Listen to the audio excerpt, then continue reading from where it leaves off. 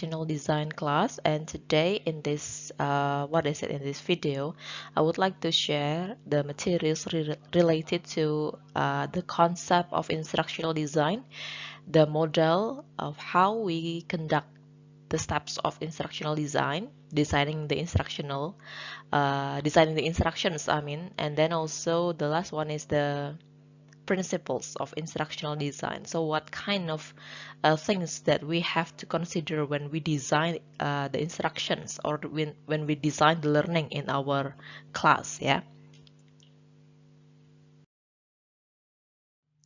Okay, so here is the overview of our today's meeting.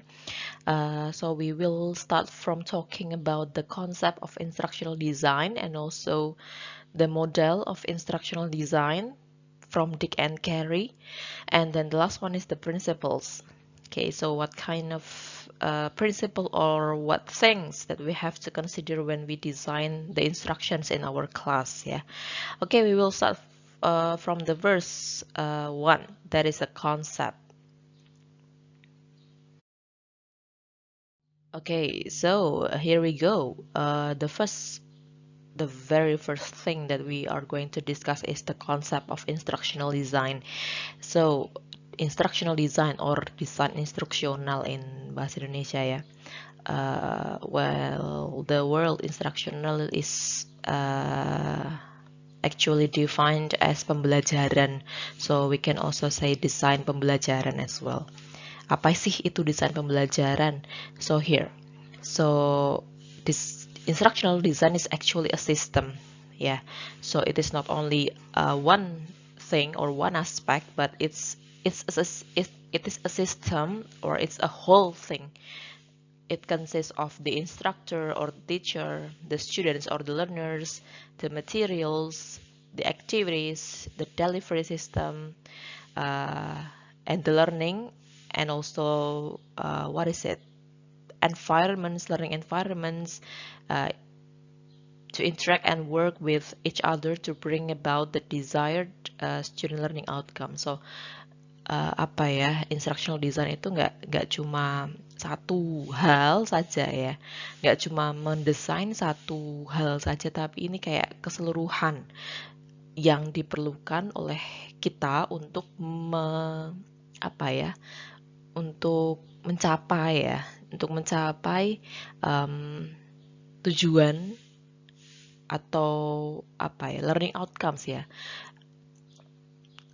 Untuk mencapai tujuan pembelajaran dari siswa yang kita inginkan, seperti itu. Jadi sebetulnya instructional design atau instructional process ini, ya seperti tadi saya bilang, ya, it can be seen as a system. Jadi tidak hanya satu hal saja, tapi ini adalah keseluruhan. Dia menyeluruh kayak gitu.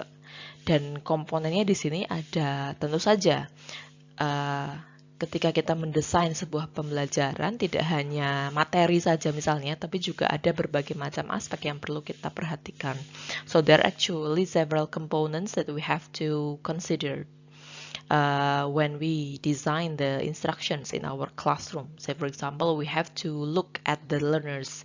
We have to see who are the learners, who are the students, and then we also need to think about the instructor, how the instructor or the teacher will conduct the teaching, for example.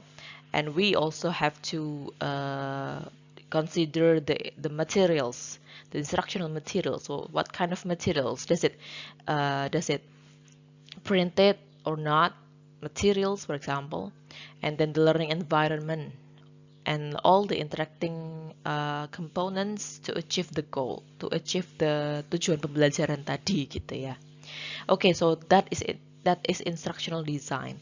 Jadi bayangkan saja gambarannya kayak gini. Ketika ngomongin instructional design, bayangan kita adalah kita menyusun desain pembelajaran dalam bentuk RPP. Rencana pelaksanaan pembelajaran. Nah, dalam RPP itu kan ketika mendesain sebuah RPP, kita tidak hanya tidak hanya fokus ke satu aspek saja, tapi kita menyusun banyak hal di sana. Jadi kita nggak hanya ke materinya saja, tapi kita juga pertama-tama kita bikin tujuan pembelajarannya dulu, kemudian kita juga memperhatikan buat kelas berapa sih RPP ini akan dibuat, so for what grade, for what level this kind of lesson plan will be used, for example. Jadi kita memperhatikan dari sisi learnersnya juga. Untuk kelas berapa, kemudian ini materinya akan seperti apa, kemudian ini nanti model pembelajarannya akan seperti apa, misalnya akankah menggunakan project based, akankah menggunakan problem based, akankah menggunakan scientific approach, ataukah TBLT dan sebagainya. Oke, so that is the concept of instructional design, jadi menyeluruh gitu ya. Nah, kemudian modelnya seperti apa sih?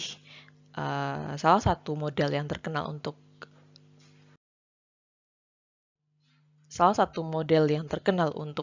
instructional design adalah modelnya Dick and Carey. So I took this from Dick and Carey. So they propose several components, and these are related to when we develop or design lesson plan or RPP here. So we start from this first. So we start from this, identify instructional goals. So we identify the goals, and then there are two steps that are conducted in parallel. So instructional analysis and also analyzing learners and context. So at the same time, we analyze the learners and the context, but we also analyze the instructions.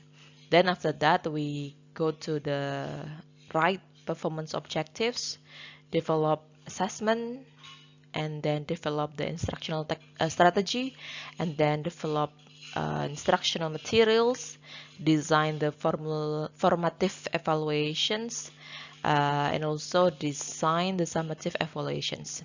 And during the process of this, we have what is called as revised instructions, so revisions and revisions gitu ya. Jadi ini adalah salah satu contoh steps model untuk menyusun sebuah desain pembelajaran seperti itu. Yeah, we will start from